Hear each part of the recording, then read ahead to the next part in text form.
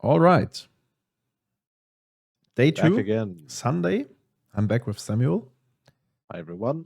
This is the event we did not participate in, but friends of us did.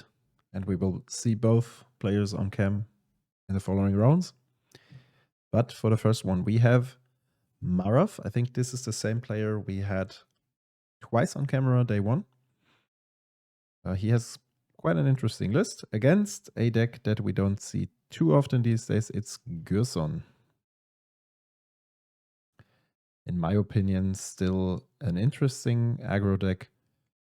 Just falls behind the better options such as Yoshi Brews and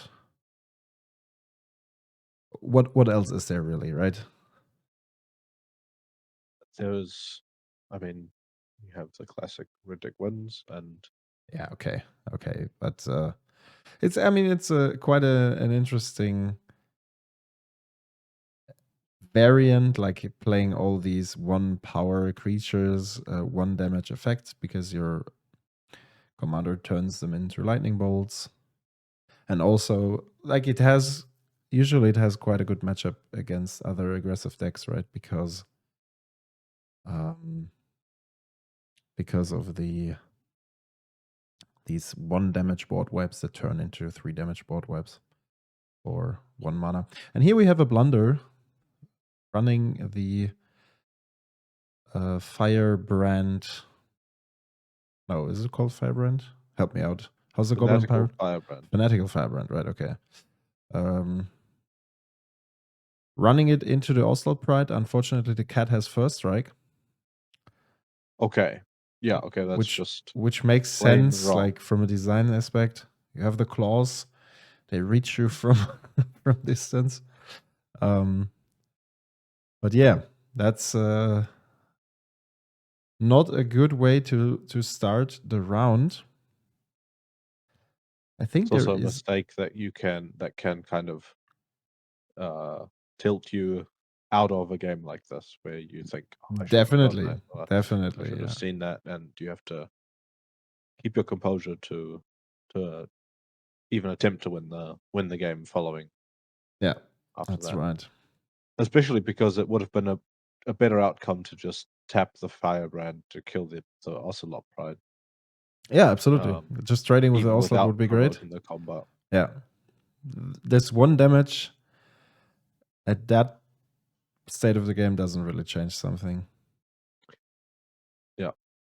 But adding the bodies to the board through the Pride and a couple of life gain that's going to happen. Yeah, this is a situation where, like, some people might say, okay, it's a newer card. Yes, it is a newer card, but also Pride is a very well-known card due to Modern.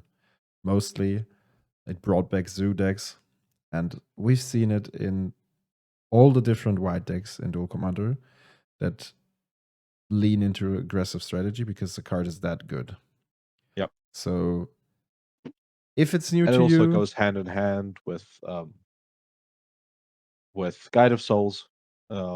Yes. And having that power, that combination, initially, like in the beginning of the game, is so powerful. Definitely. That, yeah. So it's one of those situations where I feel like some players get to a level where they feel like they're getting pretty good, and then they decide to just they see a card from an opponent and think, oh, I know that card, without actually being sure that they know every single line of text on the card. That's something that's happened a lot with Questing Beast, where it is it does feel a little bit like bad game design, where you have these super complicated cards, but on the flip side, when you do play Get Magic, you have to kind of accept that some cards are complicated, and if you don't remember what it says, don't be too arrogant to ask your opponent, "Oh, can I have another look at it?" Or something that happens quite a lot when we go to tournaments outside of Germany is that opponents have cards in their language. So in a lot of the cases, the cards would be French, and then you just have to, you can call a judge to get a translation of a card, and that time gets added to your game at the end of the round. Yes, exactly. So there's basically no downside, and yeah. So yeah, maybe he was thinking about like, okay, I know the text. Maybe he just forgot about the first strike. It happens. Shouldn't happen too often, but as you said, if you're not 100% sure, you should probably just read the card again. He had to waste a bolt for a card that he could have dealt with one by one.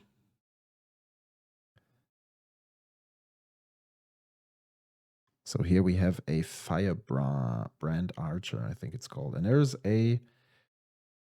another little Calamity, something with Calamity. I really like this card. I think it was a thing in Standard or even Pioneer for some time. It's a really cool enchantment. Wants me to play Ghyrson much more often if it wasn't that bad.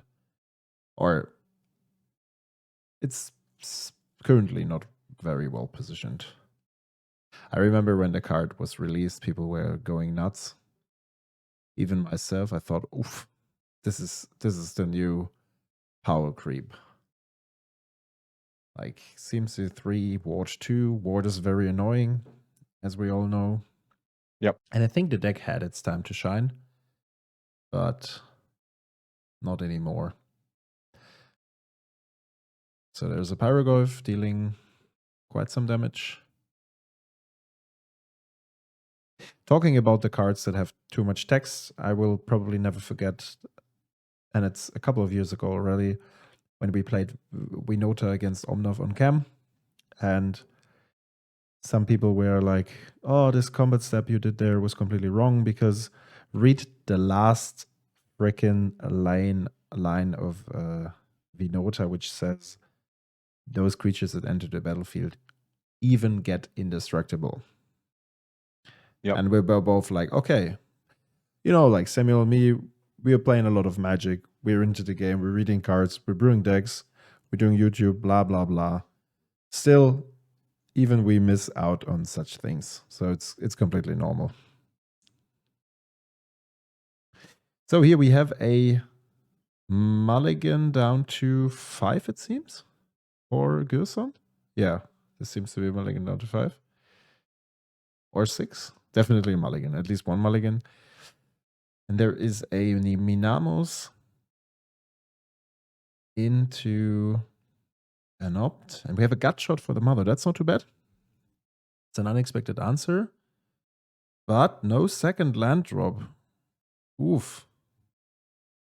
So he relied on the opt to find a second land.